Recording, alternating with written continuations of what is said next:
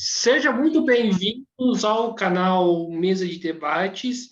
Eu me chamo Guilherme, vai começar mais uma entrevista e nesse dia de sábado a gente vai fazer um especial em relação à questão da reforma administrativa, né? Essa semana, em específico, no dia 18, é dia do servidor público, né? Vai ser um dia de luta, vai ser um dia de paralisação, né? E nós vamos fazer a nossa contribuição para esse dia, né, trazendo essa discussão, esse ataque, sobre esse ataque, né, contra os trabalhadores, contra os servidores públicos e contra a população de modo geral que depende do serviço público, né, para poder realizar suas necessidades, como saúde, educação e tudo mais. Então, eu estou aqui com a Sueli Cruz. Tudo bem, Sueli? Tudo bem, boa tarde aos internautas que acompanham esse debate. E eu sou a Sueli, sou militante do PSTU, trabalho em Jacareí, sou funcionária pública e sou presidente do Sindicato dos Trabalhadores Públicos Municipais de Jacareí. Então, maravilha, Sueli. Eu queria que você explicasse para o ouvinte, né, o que é essa reforma administrativa? Na verdade, essa reforma administrativa, denominada PEC 32, ela é continuidade de um projeto neoliberal, capitalista, e que vem sendo implementado já há vários anos, né? Então, ela na verdade, é a continuidade do projeto capitalista, que é o projeto que mercantiliza todas as necessidades básicas do ser humano, transformando tudo em mercadoria, em favor de um grupo minoritário de pessoas que ganham dinheiro com a necessidade dos outros. Então, não dá para falar da PEC 32 sem falar de outras reformas que já foram feitas, né? Então, assim, as conquistas trabalhistas do ser humano aqui no Brasil, né, dos brasileiros, ela vem sendo galgada aí, e é uma luta da classe trabalhadora desde a abolição da escravatura. Então, assim, a duras penas, né, com a morte de muitos trabalhadores, a gente conquistou, então, alguns direitos e que um a um estão sendo tirados dos trabalhadores.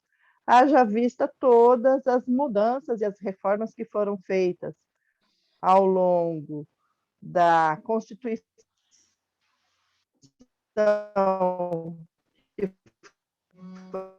da Constituinte, que foi em 88, aonde manteve a CLT, mas de lá para cá a gente vem assistindo diuturnamente a retirada dos direitos e a transformação dessa sociedade para atender o interesse do capital especulativo, né? Daquela camada muito sucinta e muito pequena da sociedade que vive da exploração e da acumulação de... a luta, através dos anos, a gente pode pegar aí, nos últimos, sei lá, do governo Collor de Mello para cá, muitos direitos da classe trabalhadora no setor privado, né? Então, a gente assistiu à tentativa e assim, a luta dos trabalhadores durante um período muito grande para manter os direitos, e a gente vê que hoje essa resistência ela já foi minada, né? E muitos dos direitos das categorias elas já foram tiradas. E aí, nesse sentido, o que acontece? O servidor público, nos últimos anos, de 15 anos para cá, ele vem sendo marginalizado, né, pelos governos sucessivamente, mais incisivamente agora, de que as reformas e esses ataques, eles já se originam há governos atrás, Fernando Henrique Cardoso, o Lula, a Dilma, o Temer, né? E agora Bolsonaro. O Bolsonaro ele vem com, vamos dizer que ele é mais agressivo do que as outras tentativas, mas não é verdade que durante os outros governos a gente também não teve derrotas. Nós tivemos, e o setor público vem sendo marginalizado, e hoje o governo nos acusa, né, acusa o servidor público de ser o grande vilão do rombo nas contas públicas, dizendo que são os direitos e os privilégios dos funcionários públicos que minam as finanças governamentais. E o que nós temos de dados sobre isso? Então, neste momento, já foi feita a reforma trabalhista em 2019, a reforma da Previdência em 2017, desculpa, a reforma da Previdência em 2019, que ataca o setor privado e também ataca o setor público. Haja visto que para nós de Jacareí fomos obrigados aí a contribuir com 1,05% a mais para o Instituto de Previdência, mesmo ele sendo superavitário, por consequência dessa lei. E agora, né, nós já estamos assim acompanhando aí um esboço de um novo projeto de lei que imputa ainda mais contribuição para o servidor público, para a contribuição da Previdência. A questão e assim, para as aposentadorias e tudo mais. A questão da PEC, ela é muito pior do que parece, porque o governo ele usa o funcionalismo público para atacar o direito do servidor, mas nas entrelinhas dessa PEC, ele altera toda a estrutura do Estado, desobrigando o Estado de fornecer o serviço público. Então, é um desmonte assim, criminoso do serviço público e que ele vem mascarado de ataque a privilégios do funcionalismo. Entende? E aí a gente gosta, assim, é preciso salientar que na verdade, o setor que realmente tem altos salários e tem muitos privilégios do serviço público, esses serão preservados porque eles não serão atingidos pela PEC, assim como não foram atingidos pela reforma da Previdência, que são os militares e juízes e aqueles profissionais, né, serviço público, funcionários públicos do alto escalão. Sim, você cita aqui uma coisa bastante pertinente, né? Esse discurso, né, de que o servidor seria alguém privilegiado que está, né, ocasionando um rombo nas contas públicas. Qual é a realidade do servidor público hoje no Brasil e no local de trabalho que você acompanha, do servidor público de modo geral? Olha só, no final do mês de julho, nos dias 29 e 30,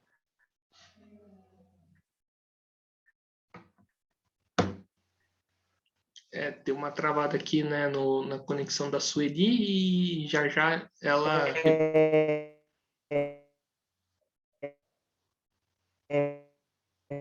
Foi feito encontro nacional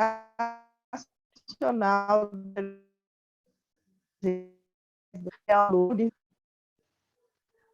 Oi? Oi, Olá. oi, tem uma travada aqui, pode continuar. Oi? Pode continuar, tem uma Guilherme, travada tá me aqui. ouvindo? Tô escutando. Então, retomando. Só liga a sua câmera, por favor.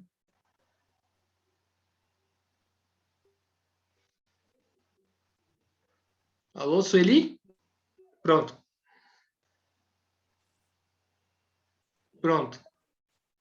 Caí aqui. Então, nos dias 29 e 30 de julho, nós participamos de um encontro nacional de servidores públicos. Esse encontro nacional, ele é uma força-tarefa aí, vamos dizer assim, uma luta de unidade de todas as centrais sindicais e sindicatos de servidores públicos para discutir a situação. Então, esse encontro ele foi muito interessante e foi muito rico no sentido de que nós pudemos nos apropriar de alguns dados que são muito pertinentes nessa discussão da PEC 32, da qual o governo acusa o serviço público de ser o grande vilão aí do rombo nas contas públicas. Que, por exemplo, mais de 70% dos funcionários públicos concursados estáveis são funcionários públicos dos municípios. E o salário médio desses funcionários é entre 2 e 3 mil reais. Então, é um salário que, com muito sacrifício, você consegue sobreviver, né? Se você pegar a situação de uma família, de um funcionário público que sustenta a sua família, hoje, a realidade para o meu município, onde eu trabalho, é que 90% dos funcionários estão enrolados aí com os empréstimos consignados, então 40% do salário de todo mundo fica lá, já garantindo o lucro dos banqueiros, né? Por quê? Porque a situação do funcionário, ela é essa, ele ganha entre 2 e 3 mil reais, as contas públicas, as tarifas públicas, a previdência, ela já toma uma parte grande desse salário, e então já desmascara de vez essa mentira que o governo conta de que o funcionário público que é o grande responsável aí pelo rombo nas contas. Uma parte de 17% mais ou menos responde pelo serviço estadual, que são os funcionários públicos estaduais, que hoje tem uma grande parte já terceirizada, né? Os governos de estado já terceirizaram, assim, diversas estatais, então boa parte do serviço estadual já é terceirizado e 13% é funcionário do governo federal, sendo que desses 13%, a gente tem lá 3 a 4% que realmente recebe esses salários de Marajá e que não serão atingidos pela PEC. Por quê? Por exemplo, os militares que não foram atingidos pela reforma da Previdência são os militares lá, dos generais para cima, né?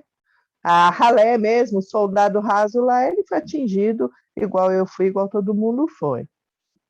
Então, nesse sentido, o que acontece? O governo, ele marginaliza o servidor público, ele diz que o servidor é privilegiado, por quê? Porque ele tem estabilidade, porque ele recebe promoção, porque ele recebe o anuênio, que são alguns direitos que o servidor público tem, mas ele não diz, por exemplo, que em Jacareí, que é a cidade a qual eu trabalho, durante os anos de 2005 até 2008, nós não tivemos sequer a reposição da inflação. Né? Assim, então, o salário do servidor público, que lá em 2004, 2005, a média era de 2,5 a 3 salários mínimos, hoje são poucos que recebem de 2 a 3 salários mínimos, a maioria recebe entre 1 e 2, né? E aí, dessa forma, é salutar para a população saber de que a maioria dos servidores que serão atingidos pela PEC são aqueles que estão diretamente atendendo a população, que são os funcionários dos municípios, que é onde a gente tem o contato mais direto com os brasileiros. Sim. Você falou de uma parte, né, que recebe altos salários e privilégios, né? E eu acho curioso, Sueli, que são justamente estes que falam que os servidores têm privilégios, os que têm realmente privilégios. Aí eu queria que a gente entrasse numa discussão aqui, né? O que que significa ter privilégios para você, para você? Olha, ter privilégios para mim, por exemplo, o juiz federal, que é um mau servidor, como punição, ele é aposentado.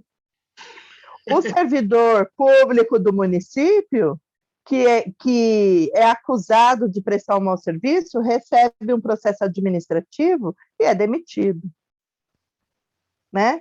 Então, assim, a resposta, o juiz, ele tem direito a transporte, ele tem direito a auxílio, algumas coisas para os filhos, né? Auxílio moradia, auxílio educação, auxílio odontológico para o filho. Enquanto isso, o servidor público, ele tem o salário dele, e para ele manter alguns direitos, por exemplo, o Vale Transporte, ele paga 6% do salário, enquanto a gente vê que tem servidor aí que recebe R$ 4.000 de auxílio moradia. Então, assim, o salário, a ajuda de custo que é paga para esses servidores lá do alto escalão do governo, o que acontece?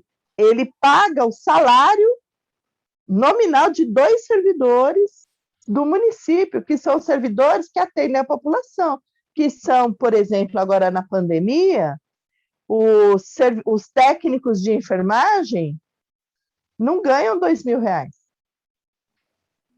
Entende? O salário de um técnico de enfermagem não é R$ 2.000, ele não tem R$ 2.000 de salário base.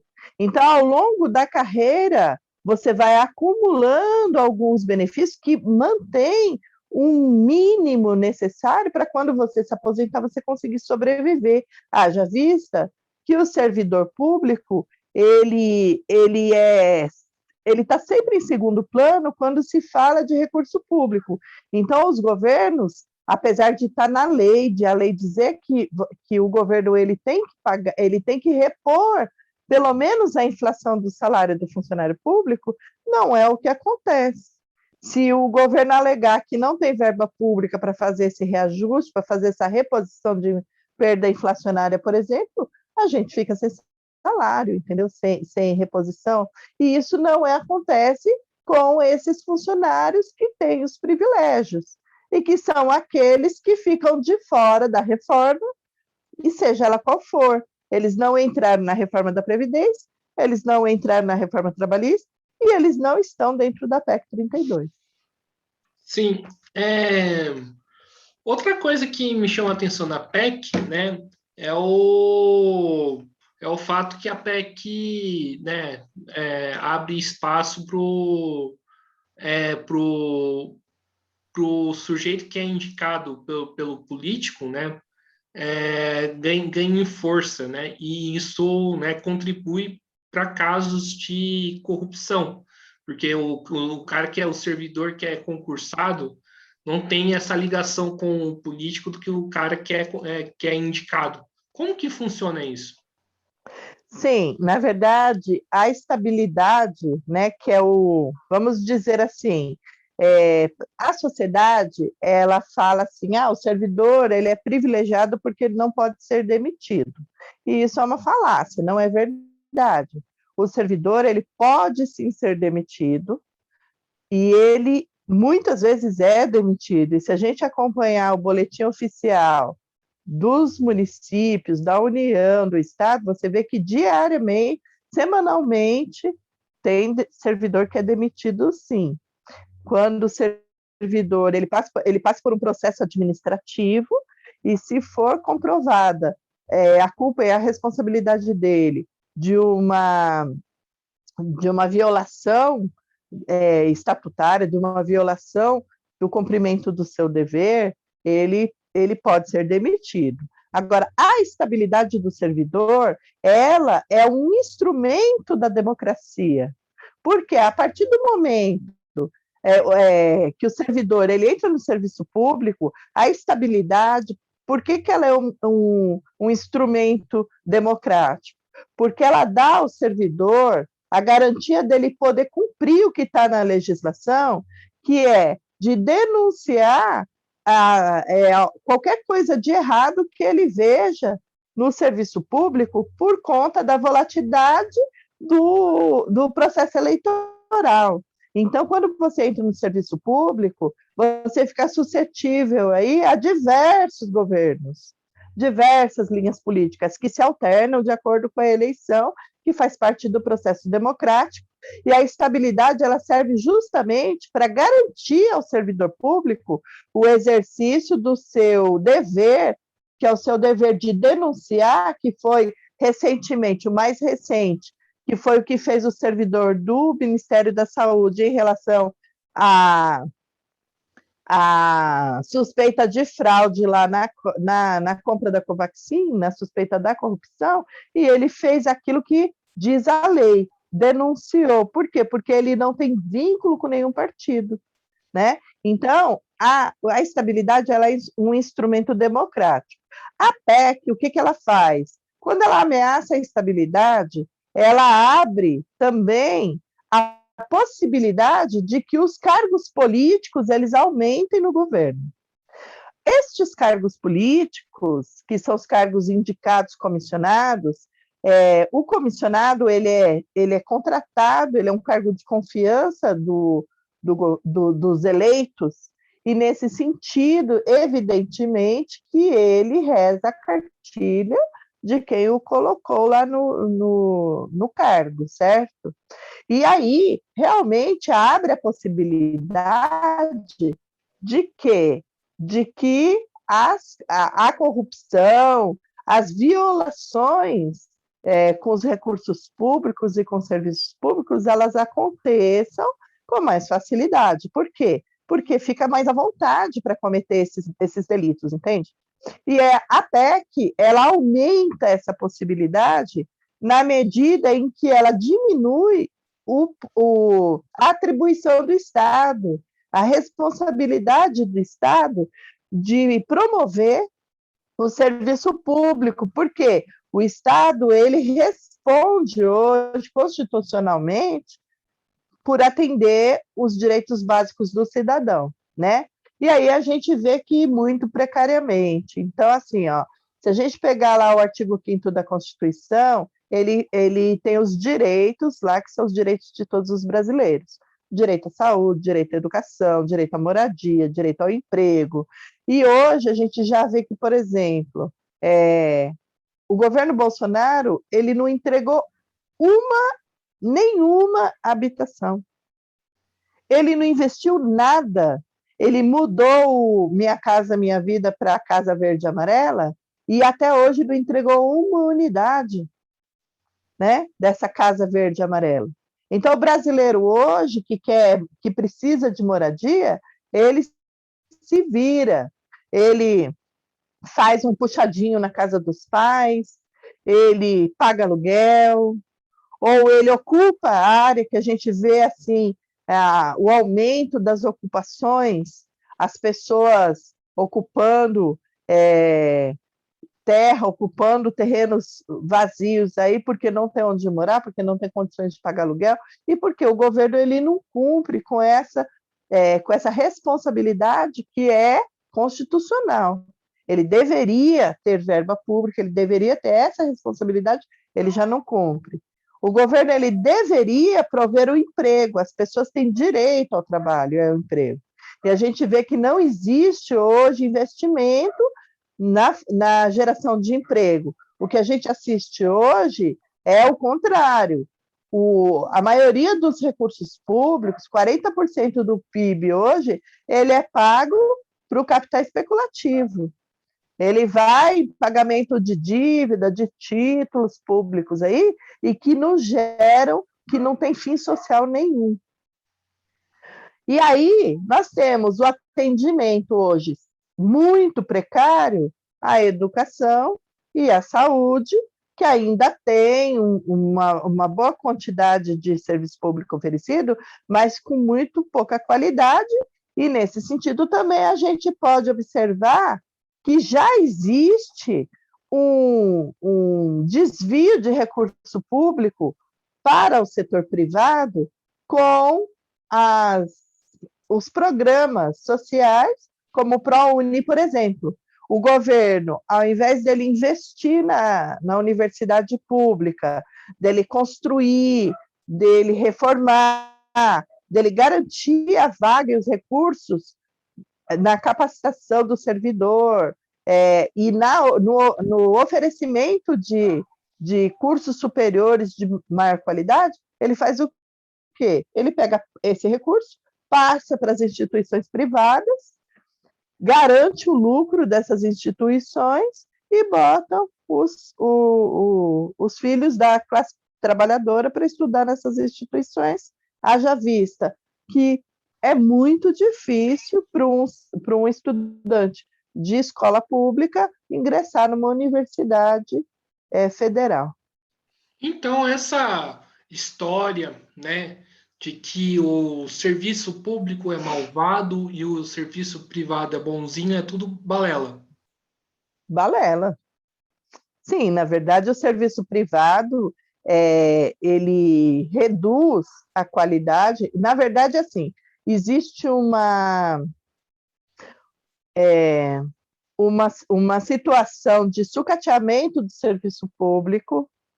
Então, os governos eles vão fazendo o quê?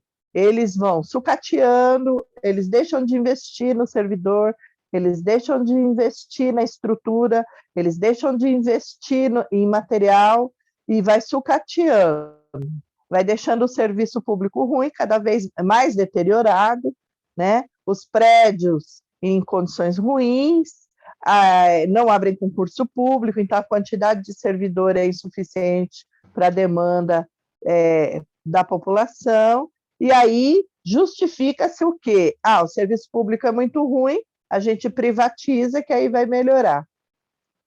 E aí o que acontece? Privatiza-se o serviço, as empresas terceirizadas, elas assumem esse serviço público e começam a reduzir a oferta desse serviço público. Então, eu vou usar como exemplo o atendimento especializado lá de Jacareí, que é o lugar que eu conheço e que eu trabalho. Existia lá o SIM, e esse SIM ele era da prefeitura, e ele oferecia o serviço médico especializado. Então, ortopedista, cardiologista, neurologista e tal. Ao longo dos anos, os governos deixaram de concursar os médicos e reduzir o salário, que nem eu já citei aqui, nós ficamos anos sem aumento de salário, sem reposição de inflação. Então, os médicos, o salário dos médicos deteriorou muito, e mesmo quando abria concurso, não tinha interesse dos médicos em ocupar as vagas, porque o salário era muito baixo. E aí foi ficando cada vez mais difícil, porque alguns médicos se exoneraram do cargo, outros foram se aposentando, e aí foi diminuindo a oferta de médico especialista. No primeiro governo do Isaías, lá quando ele assumiu em 2017, ele terceirizou, ele usou já um chamamento público que vinha do governo do PT, do governo Hamilton, que já tinha inclusive publicado, decidido a organização social que ia assumir. A SPDM assumiu, e, em média, então, quando era da prefeitura, um munícipe ele demorava 8 meses para ter o atendimento com o médico especialista numa fila de espera. Hoje levam 2 anos. E muitas vezes ele não tem, porque não tem a especialidade. Esse especialista não existe em Jacareí. E ele é transferido, então, para São José dos Campos, para o AME de São José, ou ele vai para São Paulo, ou ele vai para Taubaté, porque o município, a SPDM, ela não oferece mais, ela não investe. Então, aquele negócio de dizer, vamos privatizar que melhora, não é verdade. É uma falácia, e aí a gente usa esse exemplo também para dizer assim, os contratos e as privatizações, elas sim são os vilões do rombo nas contas públicas, a exemplo do que a gente viu aí no final do governo Temer, os contratos espúrios, o escândalo lá da JBS, e assim, que são essas parcerias que trazem a corrupção e que beneficiam as empresas e que tiram o recurso do munícipe e também do servidor público. Ô, Sueli, eu, né, me encontro na situação de prestar bastante concurso para primeiramente conseguir um emprego, né? E aí eu te pergunto como que está a situação dos concursos, né, com a reforma administrativa? Na verdade, os concursos públicos hoje, por conta da situação nacional do emprego, que é muito precário no país, e das condições de trabalho que são muito ruins, então o brasileiro ele tem investido muito na tentativa de conseguir um cargo público por conta da estabilidade.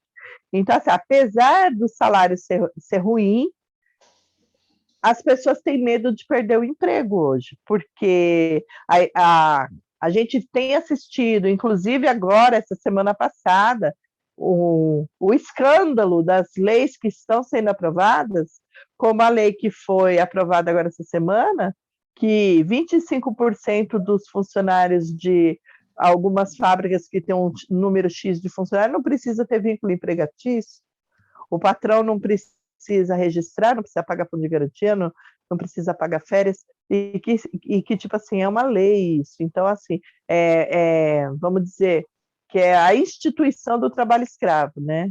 Você trabalha pelo prato de comida. E por conta disso, o serviço público, ele é atraente nesse sentido. As pessoas, elas têm a ilusão de que ela entrando num cargo público, ela vai se libertar desse fantasma do desemprego e dessa condição. No entanto, o que a gente está assistindo? Com a aprovação aí da lei da terceirização do Correio, só essa lei da terceirização do Correio, ela já abre um precedente para a demissão do funcionário público. Então, assim, privatizou, pode mandar embora, porque se o servidor do Correio concursado, ele tem todos os direitos constitucionais que qualquer servidor público concursado tem. Mas a lei da privatização dos Correios, ela autorizou a demissão do funcionário público. Você entende? Então, assim, na verdade, quando você fala hoje, qual que é a garantia hoje do servidor público em relação aos seus direitos? Nenhuma. Por isso que a gente está chamando essa greve do dia 18 e está dizendo que todo mundo tem que aderir e o funcionário público ele tem que lutar para que a gente consiga manter os nossos direitos e o que é mais importante, que a gente consiga manter o serviço público, porque para nós é importante também que o serviço público tenha qualidade, porque nós, funcionários públicos, utilizamos o serviço público, né? Nós não temos, por exemplo, os nossos filhos estudam nas escolas públicas, nós usamos o sistema SUS, e aí, nesse último período aqui, que é o período da pandemia, que a gente assistiu aí a catástrofe que foi no Brasil, com quase 570 mil mortos, e com tudo isso, quem garantiu que essa catástrofe não fosse maior foram os funcionários públicos da saúde. E muitos, inclusive, pagaram com a vida, né? Porque trabalharam sem recurso, sem EPI, sem condições nenhuma, e acabaram se contaminando e morrendo em consequência do vírus. E o sistema SUS, aí a gente fala assim, defenda o SUS, porque o SUS é deficitário? Claro que é, a gente admite que é. É um sistema que poderia ser muito melhor se o governo investisse mais, se fizesse mais concurso, se as estruturas fossem melhor, se investisse em equipamento. Agora, se não fosse o SUS, a tragédia no Brasil ela seria 3 vezes ou 4 vezes maior, né? Então, nós queremos defender o serviço público e queremos sim que os brasileiros e que as pessoas invistam a sua vida e a sua esperança na carreira pública com a responsabilidade que ela traz, que é de quê? É de servir aos brasileiros com um serviço constitucional de qualidade. Sim. E quais são os interesses do governo em implementar essa reforma? O governo dá serviço de quem, afinal? O governo ele fica a serviço do capital, né? O governo ele é um grande gerente hoje do sistema capitalista, dos banqueiros. Haja vista que o Paulo Guedes ele é um banqueiro, ele é dono de um banco, então ele tem todo o interesse de quê? De garantir os lucros das empresas do qual ele é associado, e a gente vê hoje dentro do governo, dentro do Congresso Nacional, inclusive, que vota essas leis e que destrói a vida do trabalhador, da classe trabalhadora. A maioria dos deputados são empresários, estão ligados ao agronegócio, estão ligados às grandes corporações, têm grandes indústrias, são industriais, e para eles, evidentemente, que é muito melhor manter o seu lucro, aumentar o seu lucro e pagar menos. Quanto menos a gente ganha, quanto menos investe na classe trabalhadora, mais sobra, mais acumula. Então, o governo ele é o gerente hoje desse sistema e ele, inclusive, por isso que os empresários financiam as campanhas eleitorais e corrompem, né? Então, assim, a corrupção ela é uma parte desses favores, vamos dizer assim, que os políticos que são eleitos para defender os interesses dos brasileiros prestam para esse setor, que é o setor dos industriais, né, dos patrões e dos banqueiros. Perfeito, Sueli. Esse ataque, né, contra a reforma administrativa, esse ataque em relação à reforma administrativa é vindo do governo federal, né? Mas os governos estaduais e os governos municipais estão implementando ataques contra os servidores públicos, porque, por exemplo, eu ando acompanhando uma discussão no ano passado que o Dória, né, implementou um brutal ataque, né, no final do ano contra, né, extinguindo inclusive várias empresas públicas. Sim. Olha, na verdade são todos iguais, né? O Dória, ele diz que é diferente do Bolsonaro, mas ele é igual, porque o Dória nem esperou a aprovação da PEC 32, e ele já pôs uma PEC na Alesp que tira os direitos dos servidores estaduais. É igual, é a mesma PEC, que tira todos os direitos do servidor estadual e que está lá na Alesp, neste momento, que é a PEC 26. Né? Então, o Dória, ele fez sim a reforma da Previdência para o setor, para os servidores estaduais, e ele tirou direitos dos servidores estaduais, e aí, assim, dadas as proporções e em tempos diferentes, todos os governos promovem os ataques aos servidores. Até porque a lei, ela diz que o servidor municipal, por exemplo, ele não pode ter mais direito do que o servidor federal, né? Ele pode ter menos. Então, o prefeito, por exemplo, ele pode fazer uma lei que seja mais agressiva do que a federal, nunca menos, né?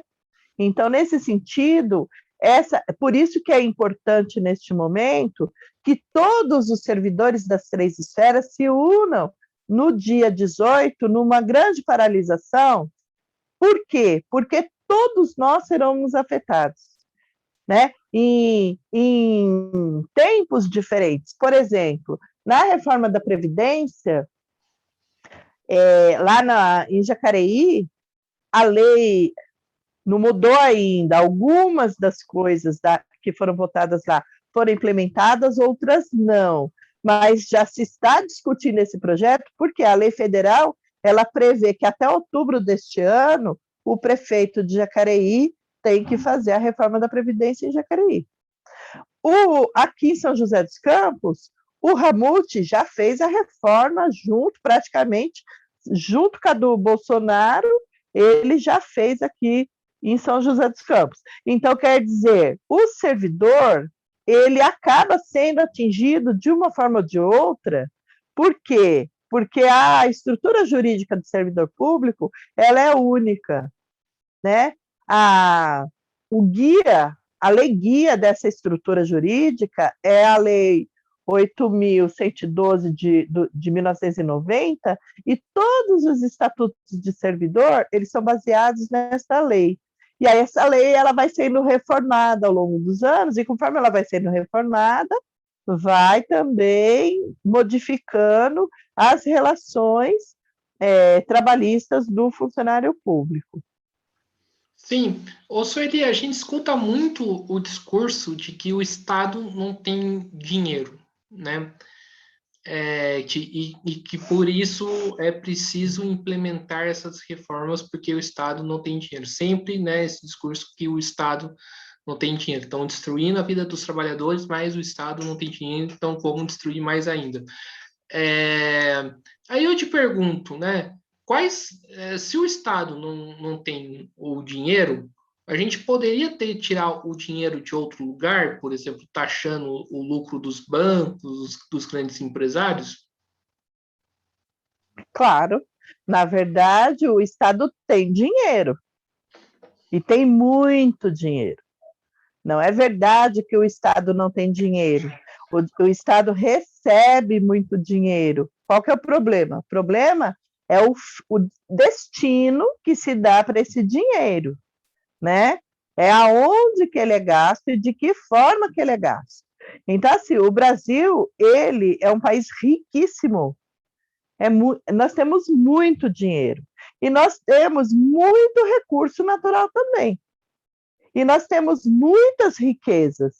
E, inclusive, se o governo ele agisse com responsabilidade, o Brasil seria autossuficiente. Ele poderia viver independente dos outros países, porque nós temos aqui, nós temos petróleo, nós temos um bom solo, nós temos uma boa produção agrícola, nós temos água, nós temos tudo que necessita para a gente viver. E temos muito dinheiro também. Temos uma população trabalhadora, né? E aí o que acontece? O dinheiro, ele é gasto, 40% do nosso PIB é entregue de mão beijada para o pagamento de uma dívida que a gente paga,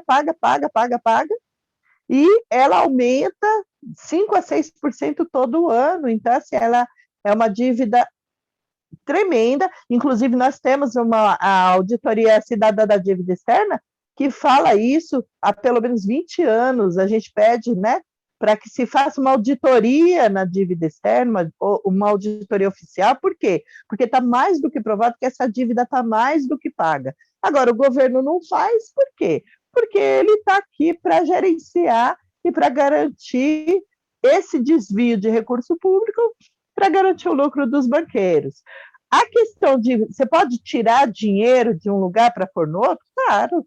Por exemplo, a gente assistiu agora escandalosamente a lei eleitoral aí, que ela triplicou a proposta, é triplicar o dinheiro que gasta nas eleições, de 2 para 6 bilhões de reais.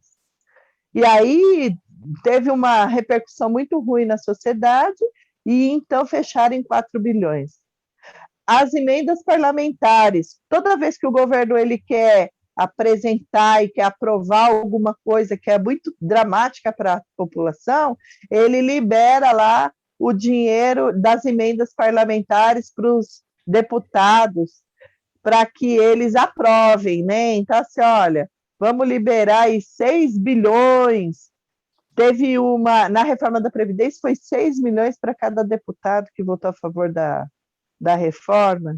Então, se esse dinheiro ele fosse usado, por exemplo, para recuperar a estrutura das universidades públicas, ele teria um grande significado, né? Ele poderia abrir muitas vagas, ele poderia ser investido, por exemplo, no hospital, no SUS, ele poderia garantir melhores condições de vida para a juventude, ele poderia ser investido em programas de cultura, de lazer, que a classe trabalhadora não tem. Nós sabemos aí que não existe projeto, programa e nem condições dos filhos da classe trabalhadora de ter acesso à cultura, de ter acesso ao lazer. Então, há possibilidade de você pegar o recurso público e redistribuir? Sim, há. E aí, tirando essa questão, que são as questões legais que eu citei até agora, tem o dinheiro da corrupção, que é isso que a gente viu aí no caso da Covaxin, que quantos milhões de reais seriam gastos aí se aquele servidor que tem estabilidade e que está a serviço, né, da democracia não tivesse feito a denúncia, não tivesse denunciado o esquema criminoso da vacinação, e que sequer tem comprovação e tem autorização da Anvisa para ser utilizado, né? Essa questão do fundo partidário é impressionante, né, Sueli? Porque, por exemplo, partidos como o seu, né, o PSTU, acho que não utiliza nenhum centavo do fundo eleitoral, né? Não. Não, e mesmo assim continua, né, fazendo suas atividades. E tem partidos que Sim. são muito maiores que utilizam rios de dinheiro do fundo eleitoral. Realmente isso é lamentável. Não, na verdade, a gente viu agora, né, essa questão das eleições, né, que os deputados lá votaram a volta das coligações e tal, né, que é para aumentar aí a possibilidade de manter no poder sempre os mesmos. Aí eu queria citar 2 exemplos, mas bem recentes. Por exemplo, aqui em São José dos Campos, na penúltima eleição para vereador, o Toninho, que é um companheiro meu do meu partido, ele teve 7 mil votos e ele não foi eleito. Em compensação, teve vereador que teve 1.200, 1.300 votos e foi eleito por ter um número de votos e arrastar um monte de gente junto, que foi que reeditaram agora nessa primeira votação da Câmara. Na última eleição, nós tivemos a Jéssica, do PSOL, a professora Jéssica Marques, que é diretora dos Sindicato de Servidores Municipais de Jacareí, de São José dos Campos. Ela teve mais de 5 mil votos, também não foi eleita, né? Então, aí eles botaram aquele negócio do distritão lá, dizendo que é o bode, né? Que inclusive parte dos parlamentares admitem, né? Que é o bode na sala. Aí tira o bode da sala e retrocede a votação da aprovação, permitindo novamente as coligações. Isso tudo tem a ver com a quantidade de dinheiro que você consegue angariar dessa questão do fundo partidário. Então, assim, é um escândalo isso, né? Esse dinheiro poderia ser usado aonde? Na aceleração da vacinação, para a gente diminuir o número de mortes, por exemplo, no Brasil, e continuar na média de 800 mortes por dia, né? Olha só, se pegasse essa grana aí e investisse, né, em compras de vacina para poder acelerar a vacinação dos jovens de 12 a 16 anos, que é outro escândalo que a gente está vendo, né? A briga política, ela brinca com a saúde, com a vida das pessoas. deu uma travada aqui e já a conexão da Sueli volta, né? A gente está aqui na entrevista em relação à questão da reforma administrativa, a chamada PEC 32, né? Nesse especial que o canal Podcast Mesa de Debate Instituto Um Pouco, né, está fazendo.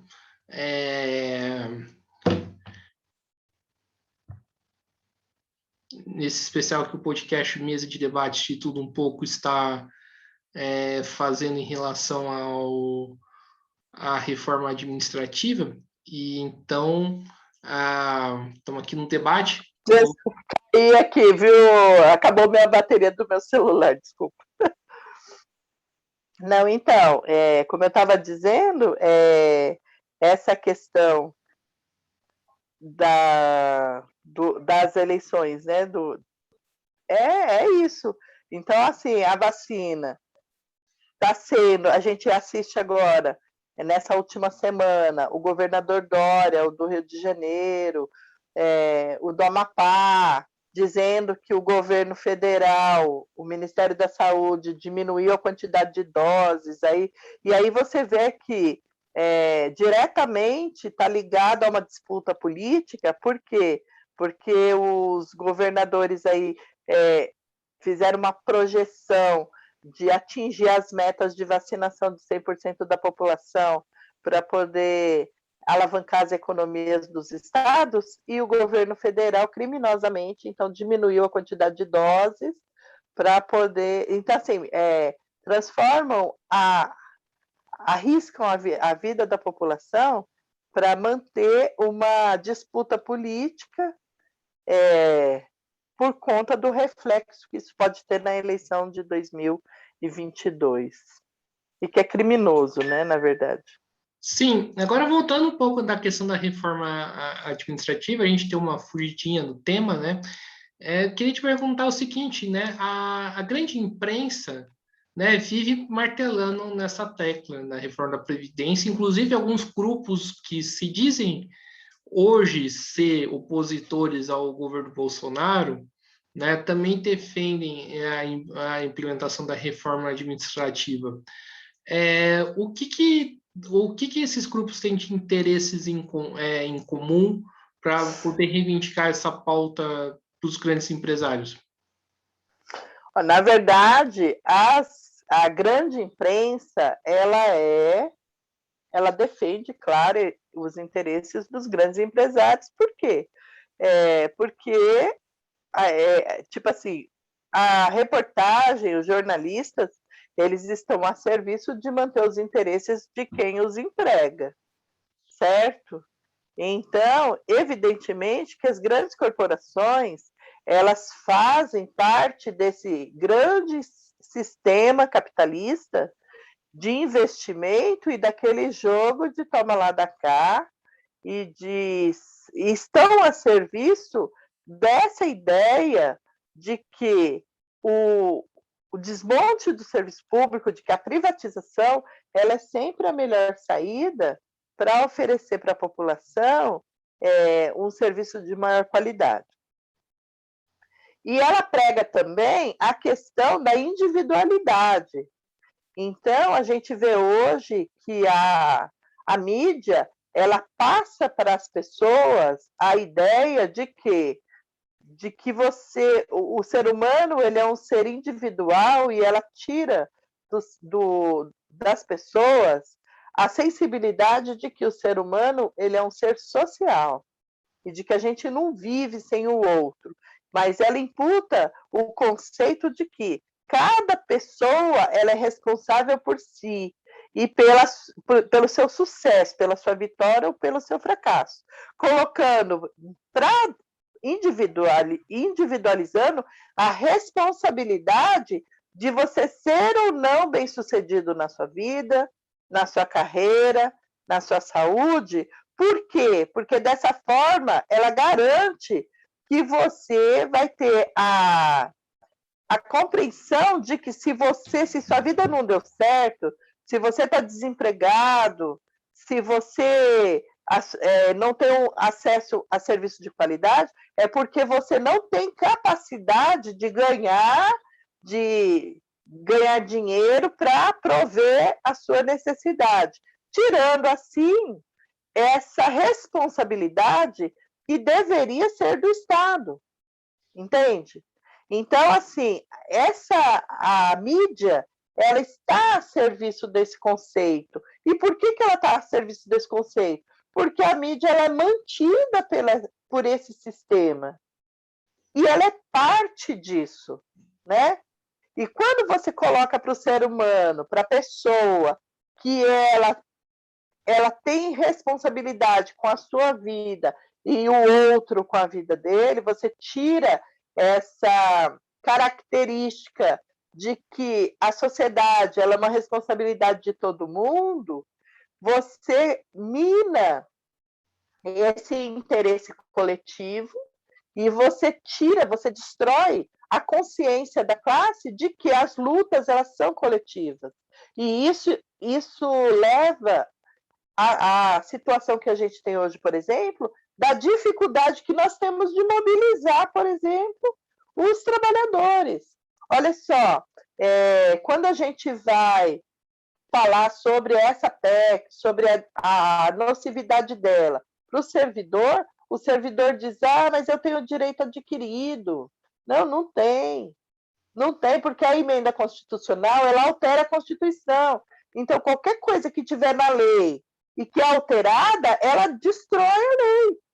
Ela modifica a lei. Então, ninguém tem direito adquirido. Outra falácia e outra mentira que o governo conta é assim, isso só vai valer para os próximos servidores. Não é verdade.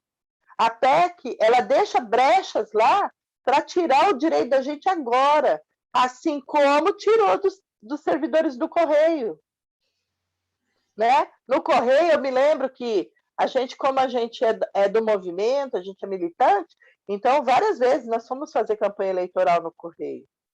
E os trabalhadores do Correio, muitos, olhavam para a gente e falavam, não, agora é Bolsonaro, agora é Bolsonaro. E agora, olha, estão pagando aí, né? A credibilidade que imputaram nesse governo, que é um governo que veio já para destruir mesmo e para alterar. E eles dizem isso, né? Ele fala assim que eles querem fazer uma profunda reforma no sistema, no Estado, uma profunda reforma administrativa nas instituições. Só que essa profundidade, ela não é para beneficiar o povo, ela é para beneficiar os empresários e os banqueiros.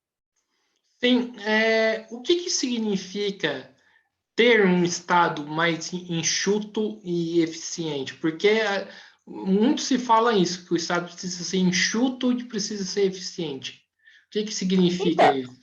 Na verdade, para o governo, o que ele diz? Que quanto menos o governo gastar com o servidor público e com o serviço público, mais dinheiro sobra para as outras coisas.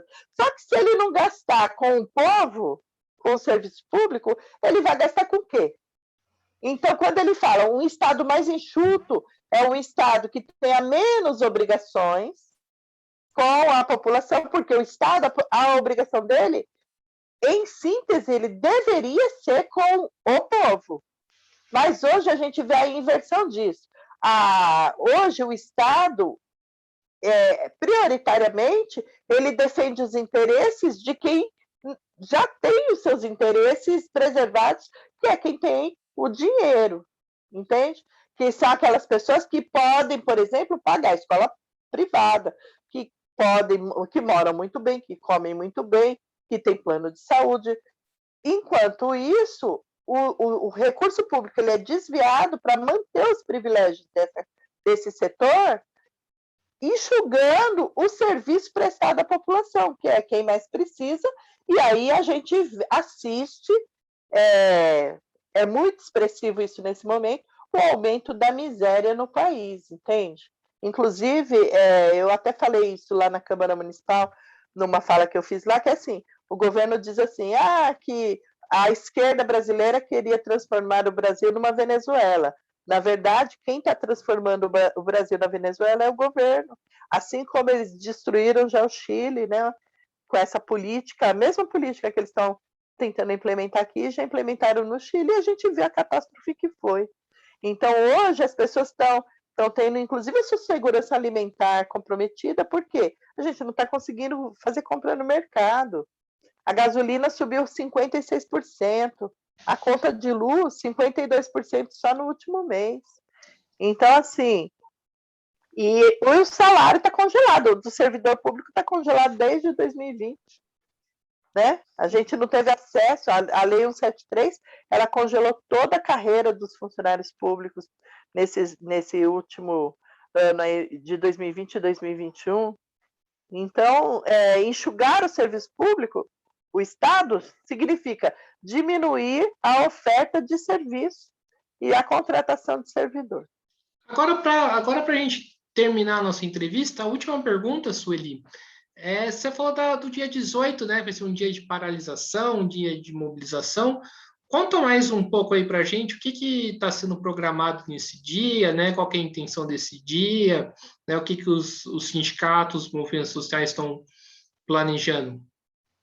Olha, nesse dia é um dia de luta, né? Um dia de luta do funcionalismo público, dos servidores públicos. É um dia de paralisação, de greve, é uma greve de advertência para mandar um recado para o Congresso Nacional, para dizer que nós não aceitamos abrir mão dos nossos direitos, diga não à PEC 32, e está sendo planejado várias coisas, paralisações, passeatas, panfletagem, o setor privado, né, os sindicatos aqui, nós temos o Fórum de Lutas aqui do Vale do Paraíba, que está organizando aí, as fábricas vão estar em apoio aí aos servidores, vão estar fazendo assembleias, por quê? A classe trabalhadora, ela é usuária desse serviço público, e esse desmonte do serviço público, ela não atinge só o servidor, ela atinge toda a população. Então, a gente está esperando que seja um dia forte de luta, um dia nacional, em que todos os setores do funcionalismo público cruzem os braços e se incorporem, ajudem os sindicatos a dizer não à PEC 32. Sim, e aonde que vai ser as atividades aqui no Vale do Paraíba? Olha só, nós, lá em Jacareí, a partir das 9 horas no Pátio dos Trilhos, a gente vai se reunir lá, vamos fazer uma panfletagem, uma carta aberta à população, para que a população conheça aí os perigos dessa PEC. Tem mais algumas atividades que foram tiradas, vão ser feitas lives também, né? Para esclarecer a nocividade da PEC para assim, para os usuários do sistema público. E em São José dos Campos vai ter um ato.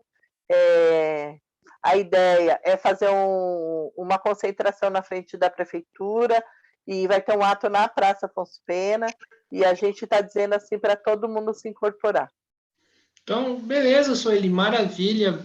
Né? Então, estamos aqui encerrando mais uma entrevista do canal Mesa de Debates. Quero agradecer, né, por você ter aceitado o convite, tá certo que foi um pouco em cima da hora, mas é importante que aconteceu a entrevista, né? Gostei bastante e espero aí que contribua aí para o dia 18, né? E contribua aí para as categorias de servidores públicos, tanto de Jacareí, tanto e no Brasil inteiro. Então é importante que a gente se mobilize mesmo, porque a situação está realmente complicada. Então, quero agradecer e passo aí o bastão para você de novo, fazer suas considerações finais. Olha, eu queria agradecer a oportunidade, né, e queria dizer que esse tema é um tema bastante importante e que todo mundo tem que se apropriar, e queria ressaltar que o sistema capitalista, ele está a serviço do capital e que para a classe trabalhadora só tem uma saída, que é a mudança desse sistema para uma mudança igualitária, para uma mudança que realmente ela esteja atendendo o interesse de quem trabalha, de quem gera riqueza, que é o sistema socialista. Obrigada pela oportunidade e vamos à luta aí. Então é isso aí, né, Sueli? Então, mais uma vez, te agradecendo, né, pela entrevista, agradecendo a você que estiver nos assistindo. Peço para quem não é inscrito no canal, se inscreva no canal Mesa de Debate de Tudo Um Pouco, podcast Mesa de Debate de Tudo Um Pouco. Curta esse vídeo no YouTube, curta outros vídeos no YouTube e a sua inscrição no canal ou a sua curtida no vídeo é muito importante para que o canal aumente a sua projeção, né? A gente chegou aqui, até o momento a gente está na média de 800 inscritos, 801, né? Queremos bater a meta, nossa primeira meta, que é chegar a 1.000 inscritos, né? Mas então, para isso é preciso que você se inscreva, né? Que não se inscreveu. Para você que se inscreveu, chame, né? Amigo, família, para quem é militante de partido político, independente da esquerda, de modo geral, independente de qual partido que seja, convide, né, o seu companheiro de partido para poder se inscrever no canal também. Vamos fazer os debates que é preciso fazer, né? Comentem esse vídeo também, se concorda com a Sueli, se não concorda com a Sueli. Vamos fazer esse debate, né? Porque o debate não se encerra aqui no final do vídeo. E também, né, vamos curtir a nossa página do Facebook, Mesa de Debates, e seguir a gente no Instagram. Então é isso, pessoal, né? Fiquem atentos à nossa programação, ainda hoje vai ter mais uma entrevista em relação a esse tema, né? O especial Dia dos Servidores Públicos, e até a próxima. Fui.